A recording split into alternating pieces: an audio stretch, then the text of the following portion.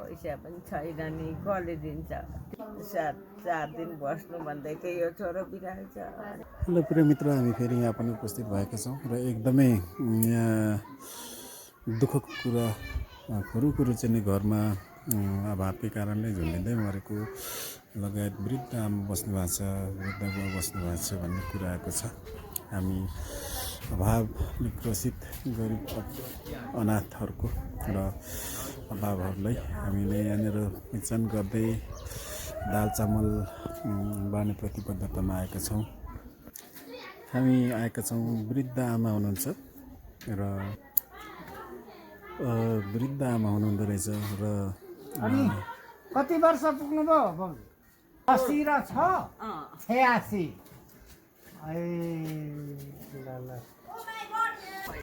बुहारी बितेको 6 महिना 6 महिना 7 महिना भयो।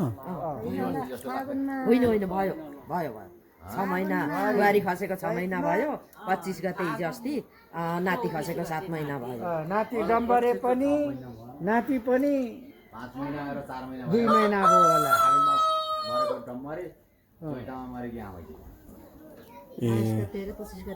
बिजोग हो यो भन्दा हरि बिजोग त म त भगवान ठ्याक्कै महिना दिनका दिन भगवान पनि छैन कि जस्तो लाग्छ हौ। दिन आमा पनि खोलै यति साह्रो ध्यान त पस्न नपुगेर हो कि अनि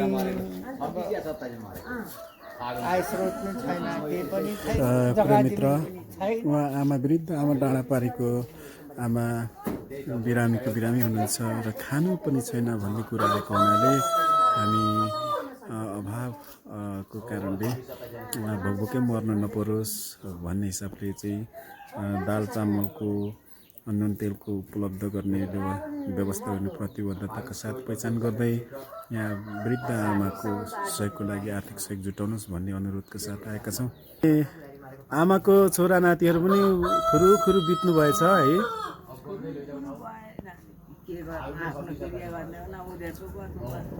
आफूलाई कमाइ खानुपर्ने, आफूलाई चाहिँ गर्नुपर्ने जम्मै बित्नु भएछ। अब व्यवहार हेर्ने पनि हुनुहुन्न है कि कस्तो छ? भएको छोरा पनि बिरामी, अशक्त अभाव है। तपाईँ पनि बिरामी हुनुहुन्छ? बिरामी थला पर्नु भएको छ है। ल, कति वर्ष पुग्नुभयो दाजु तपाईँ? 15 सालको हो। ल,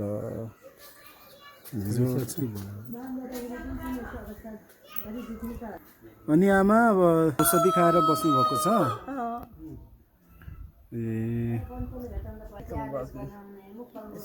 4 दिन बस्नु भन्दैकै यो छोरो बिराल्छ। त्यसै भनिदिनु पर्यो नि, कसलाई भन्नु। दाल चामल छैन, अब पैसा यसो दबाई खानै हुँदैन। अनि के गर्नु, चामल किनेर दुःख गरेर खायो, दबाई नै खायो। दबाई नै ल्याउनु पर्यो। पयाले नै थियो भन्छ, अनि के गर्नु, दबाई पैसा पनि छैन नि, कसले दिन्छ? त्यही भत्ता उन्जेल खायो। अनि कहिले आउँछ भनौँ। यस बेला त फेरि कागज बनाउनु जानुपर्छ अरे, त्यस्तो पनि भन्छन्। सक्दिनँ गाडीमा पनि, के गरिरहनु। बुढी आमालाई सहयोग गर्नुहोस्, सहयोग गर्नेको जय गर्नु।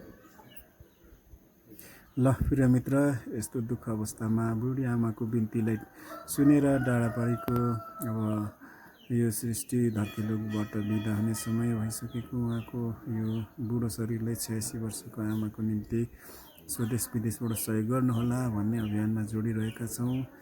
र सहयोग नै महान धर्म हो, पुण्य पाउने, मोक्ष पाउने बाटो नै सहयोग हो। कुनै देवी देउराली डाँडापाखा भाकेर भन्दा यस्ता अनाथ अभाव र वृद्ध आमाहरूलाई सहयोग गर्नु मौका पाउँदा हामीले सहयोग गर्नुपर्छ भन्ने मेरो अनुरोध गर्न चाहन्छु भन्दै सहयोग गर्नुहोला।